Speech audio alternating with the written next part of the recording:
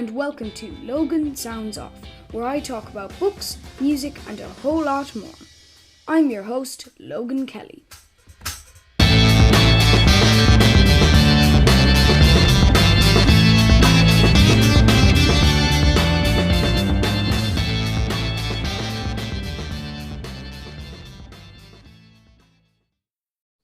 So, welcome to Logan Sounds Off. For those who don't know you, Deb, could you tell us a little bit about yourself? Sure. So I was born in Dublin and I moved to London about 18 years ago to study music. And I've sort of been DJing on and off since I was about 15. And now I'm lucky enough to do that for a living. And currently I live in London and I present the mid-morning show weekdays on Jazz FM, and I'm also a regular Deb on BBC Six Music. So I'd like to go kind of to the beginning. I read that you were collecting music at a young age. First of all, wow. Second of all, was it vinyl? Was it tape? Was it CD? Could you tell us a little bit about that? Sure. Well, from a very young age, I was sort of, I got kind of stuck into my parents' cassette collection. We had a cassette player in the car, and I was kind of obsessed with controlling the music in the car. That's how I kind of had the instinct that I was one day maybe going to become a DJ, forcing people to listen to the music that I like. I was just always interested in older stuff, so older music, sort of the clothes and art and stuff like that from the 60s and 70s. So collecting records was sort of a natural follow on for that.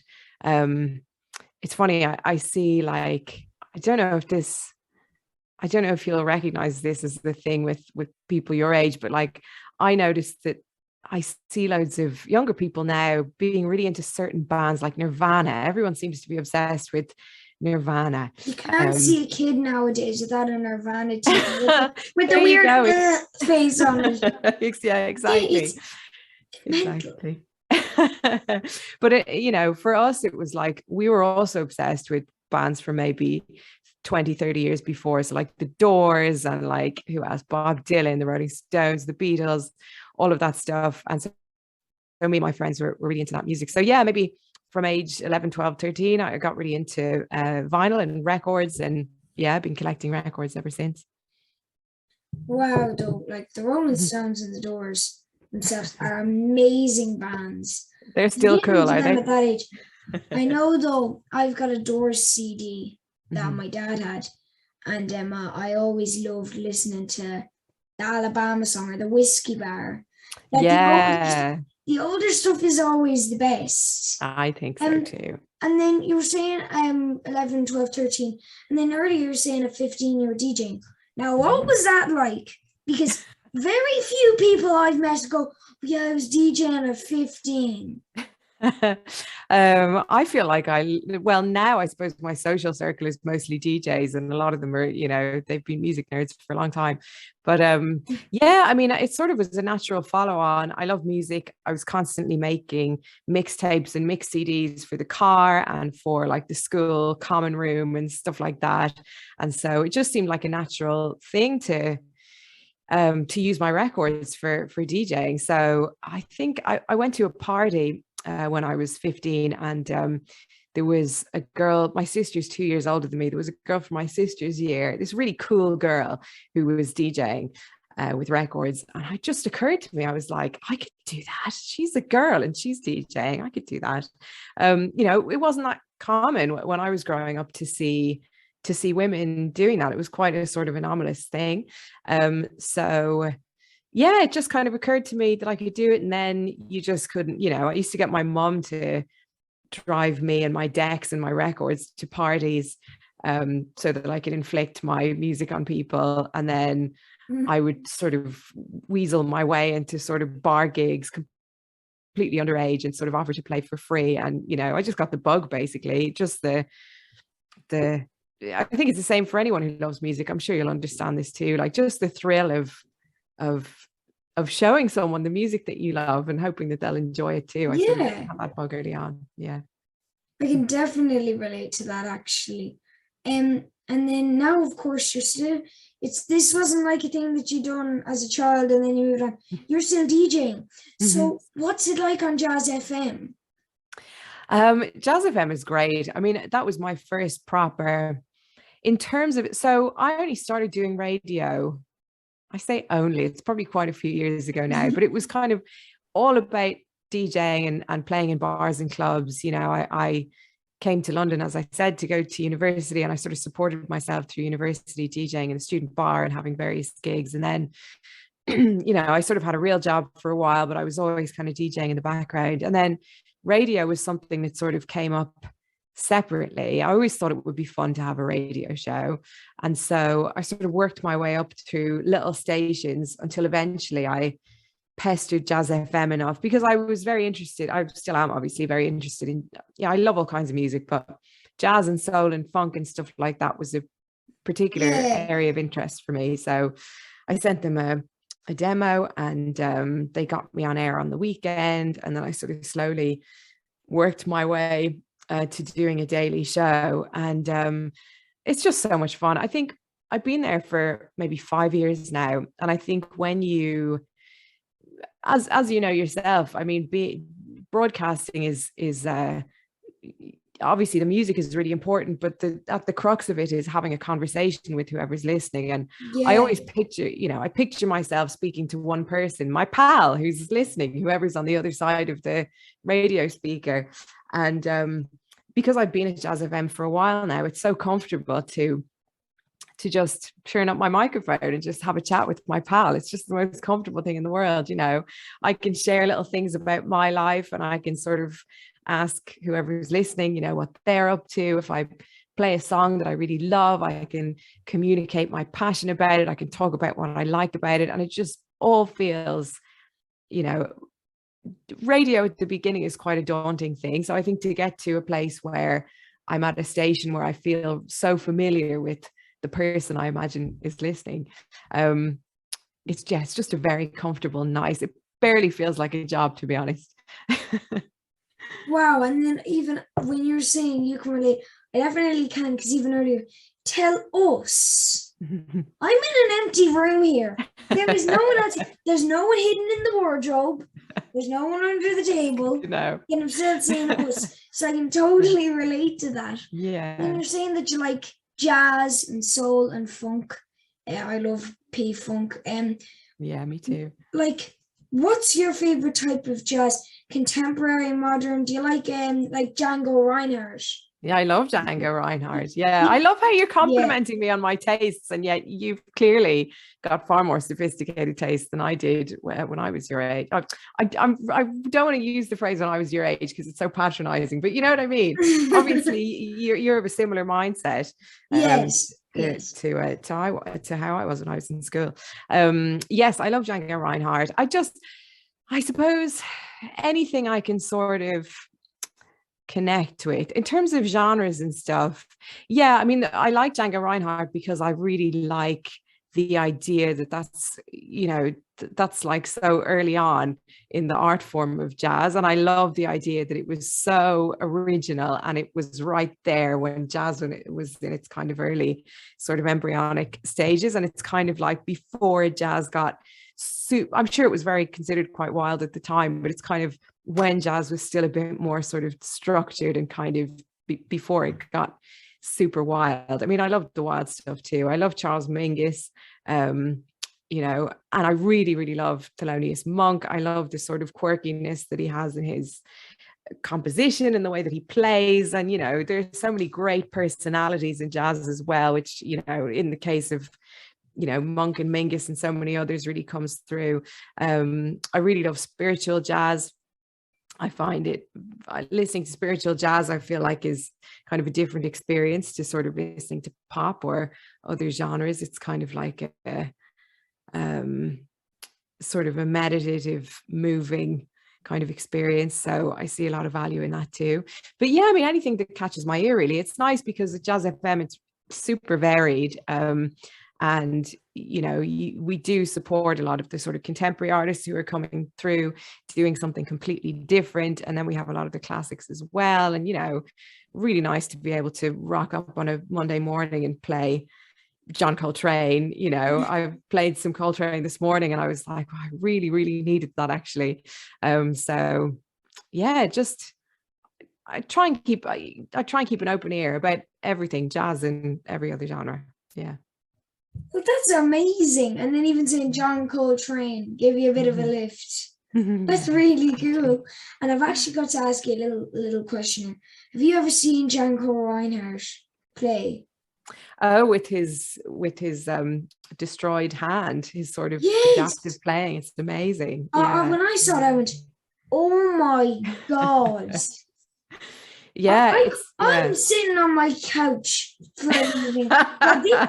And then 100 years before, or 8 years before, he's pelting out of it with one hand on a guitar.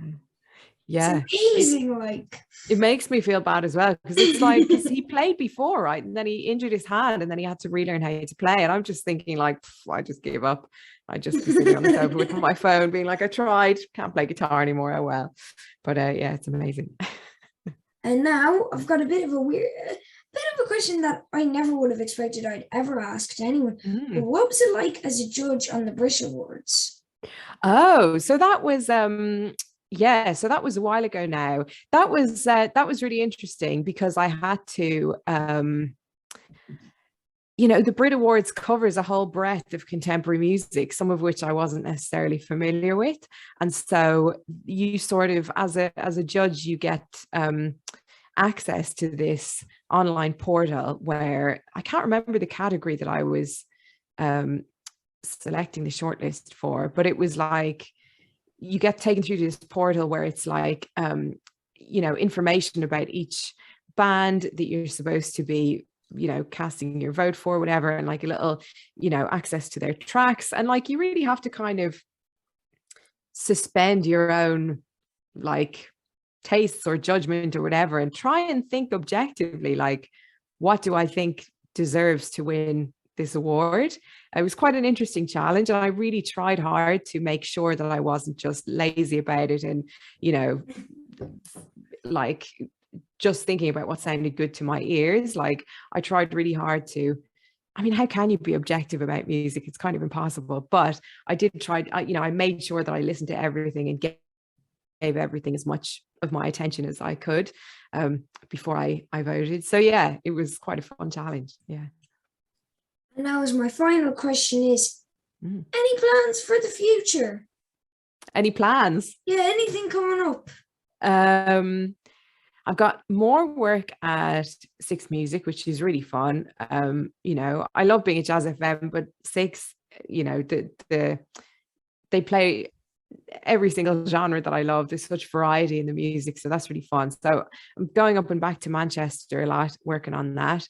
I'm trying to pitch a few radio documentaries, so we'll see where that goes, about some stuff that I'm interested in. What else? I'm dreadful at this. Got some gigs coming up. I'm playing at the Jazz Cafe in a couple of weeks' time, which should be fun. And I don't know. I mean, I guess it depends on how soon this is broadcast, but on Thursday, it's the Mercury Awards. So myself and Tom Ravenscroft will be on Six Music doing live coverage of the Mercury. So that should be really fun. And yeah, I don't know. I'm really bad at sort of chronologically thinking about what's coming next, but that's a little taste anyway of what's happening. Well, there you go. You should all be listening in on Thursday to wait for these Mercury Awards. And actually, a little add-on question there. Sure. See, we're going to be adding on. Do you play any instruments? I do. I actually have over in the corner of my studio that you can't see, I've got 3 guitars, a bit like yourself. I can see a couple of guitars in the background. Yeah, and if I move the big mic there. Yeah. Yeah, and a Ramones poster. That was my old guitar. Yeah, pointing at a curtain. That's my old guitar, and then that's the guitar that I play now. Then that was an old Ramones t-shirt that I wore as a toddler. And I was so upset when it became the wrong size. And so I said, you know what? You have to frame it now. It's got to be up there. Love that. Love that. What recognized. What kind of stuff do you play on the guitar? Well, I've only been doing it for a year, and I love the guitar. But I say to people, "Yeah, I love the guitar, but that doesn't mean I'm good." I I can play Johnny Cash's "Hurt." I Oh, can beautiful play a couple song. of Ed Sheeran songs, like Yeah, yeah.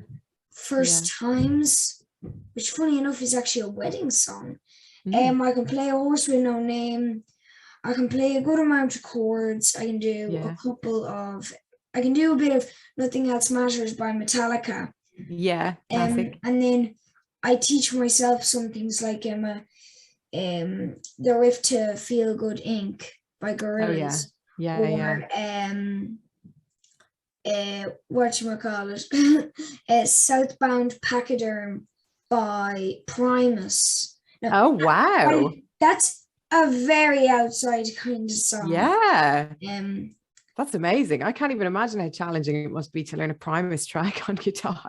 I know I it's wouldn't attempt it. that particular song though, and the part that I get so funny, it goes do do do do do do do, but then it goes and I'm just like, oh god, trying to learn it. But You need a stuff like band to back you up on that. listening to Anti-Pop and "Sailing the Seas of Cheese" and stuff by Grimes, you Yeah, just yeah, go, yeah.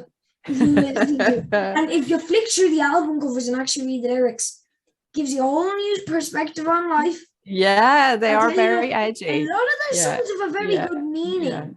yeah, Jeremy yeah. was a race car driver, I don't know. But Okay, yeah, yeah, yeah, other songs definitely have a good meaning by Primus. yeah, yeah. It's Very good. off topic there.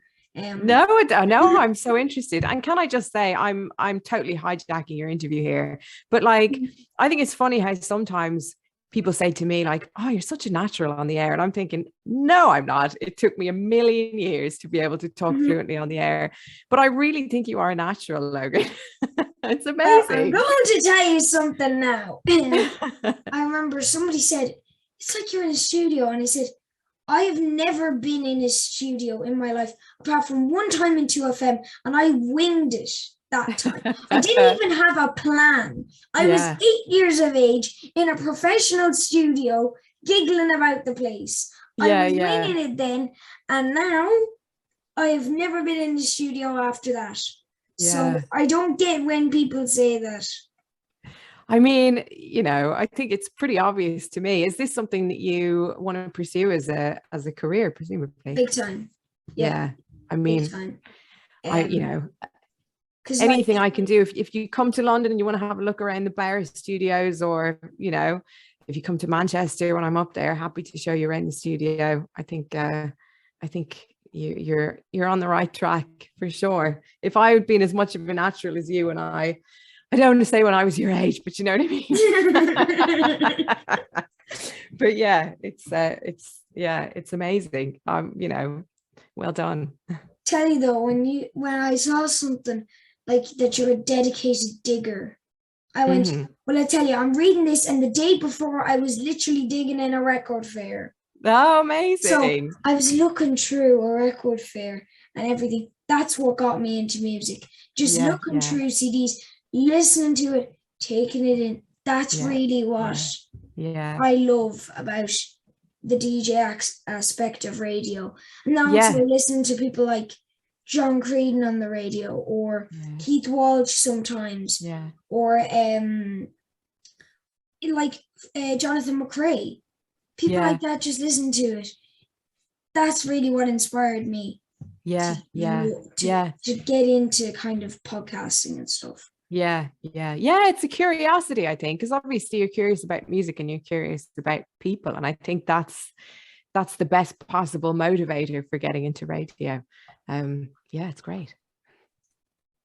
Well, thank you, Deb.